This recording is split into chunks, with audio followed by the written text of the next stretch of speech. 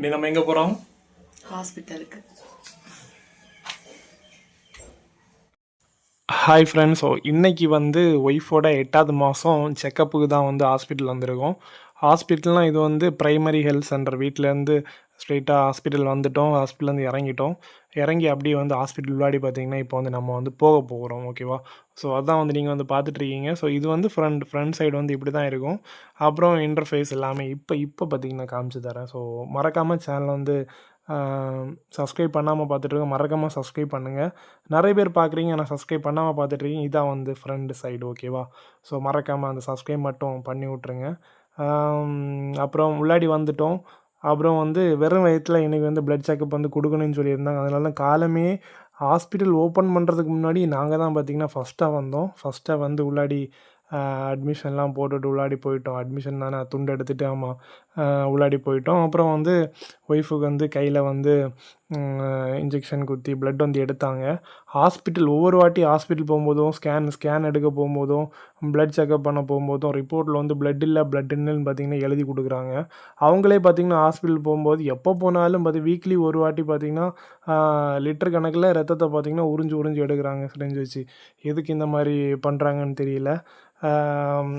போகும்போது எல்லாமே பார்த்திங்கன்னா எல்லாத்தையுமே பார்த்திங்கன்னா போகிறது எல்லாமே எடுத்துகிட்டே இருக்காங்க பிளட்டை. அப்புறம் லாஸ்ட்டில் ரிப்போர்ட்டில் பிளட் இல்லைன்னு சொல்லுவாங்க. சரி என்ன பண்ணுறது. அப்புறம் ஒரு வழியாக பிளட்டை எடுத்துட்டாங்க. பிளட் எடுக்காங்க. அவளும் ஜாலியாக என்ஜாய் பண்ணிகிட்ருக்கா.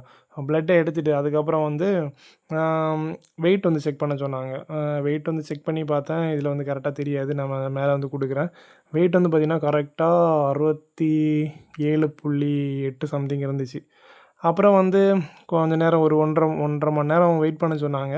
அந்த டைமில் பசிக்குது சாப்பிட்லான்னு சொல்லிட்டு வீட்டிலேருந்து கிளம்பி எல்லாமே எடுத்துகிட்டு வந்துட்டோம். அதுக்கப்புறம் டீ வாங்கி கொடு அப்படின்னு கேட்டால். அப்புறம் ஓகே, பக்கத்தில் ஒரு கடை இருக்குது, அங்கே போய் டீ வாங்கிட்டு வரலான்னு சொல்லிட்டு அந்த தாத்தாவோட கடையில் தாத்தா ஒரு டீ போடுங்கன்னு சொல்லியிருந்தேன். அவங்க டீ போட்டுட்ருக்காரு. அவர் டீ போடுற ஸ்டைலை பார்த்ததுமே எனக்கு டீ மேலே இருந்த ஆசையே போயிடுச்சு. ஃபினிஷிங்கில் லாஸ்ட்டில் ஒரு ட்விஸ்ட் பண்ணியிருப்பார் பாருங்கள். நான் கப்பு கேட்டிருந்தேன். கப்பு தம்பி அப்படியே கொண்டு போறியா இல்லை பேக் பண்ணி தரவா அப்படின்னு கேட்டார். அவர் கேட்கல, நான் தான் கேட்டேன் பேக் பண்ணி வேணும் அப்படின்னு. அவர் கையிலே கொடுத்துட்டு இருந்தால் அப்படியே கொண்டு போயிரு கிளாஸோட அப்படின்னு. நான் ஸ்டீல் கிளாஸில் கொடுத்தேன். நான் சொன்னேன் ஹாஸ்பிட்டலுக்கு நீங்கள் சின்ன ஒரு பேப்பர் கப்பும் அதை கட்டி கொடுத்துருங்க அப்படின்னு சொல்லி கேட்டேன். இது அவர் என்ன பண்ணிட்டார், அவர் பார்த்திங்கன்னா சரியான ஃபன் பண்ணி விட்டார். வீடியோ பார்த்திங்கன்னா பாருங்கள். கவர் இல்லை போல். இந்த சரக்கெல்லாம் அடிப்பாங்கள்ல அந்த கப்பில் பார்த்திங்கன்னா அந்த ஒரு கப்பும் வச்சு அப்புறம் ஒரு சின்ன எந்த கவர்னே தெரியல, ஏதோ ஒரு கவரில் டீயும் ஊற்றி கொடுத்துட்டாரு. அந்த ஹாஸ்பிட்டல் பக்கத்தில் அந்த ஒரு டீ கடை வசதி பார்த்திங்கன்னா இல்லை. இவர் கடை இருக்குது, போய் ஸ்ட்ரைட்டாக குடிக்கிறீங்க அப்படின்னா ஓகே. பட் அங்கேருந்து பார்சல் வாங்கிட்டு ஹாஸ்பிட்டல் வரீங்கன்னா அது வேஸ்ட்டு. நாட் சாட்டிஸ்ஃபைடு எங்களுக்கு. அப்புறம் வாங்கிட்டு ஹாஸ்பிட்டல் வந்துட்டு இங்கே பார்த்தா இவ சாப்பிட்டுட்ருக்கா. அப்புறம் டீ எல்லாம் விட்டு கொடுத்துட்டு அப்படியே நம்மளும் வ்ளாக் கன்டினியூ பண்ணிகிட்ருந்தோம்.